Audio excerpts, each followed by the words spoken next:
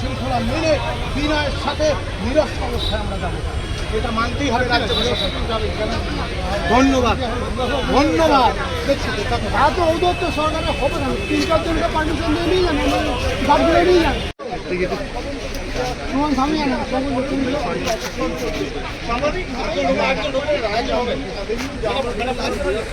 সামনে দিলে ভালো হতো।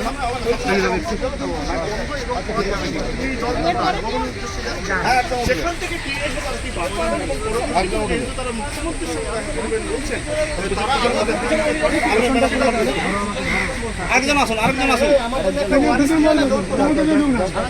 একজন আসুন, আপনি আসুন, আপনি একটু পাতলা আসুন এখানে। হ্যাঁ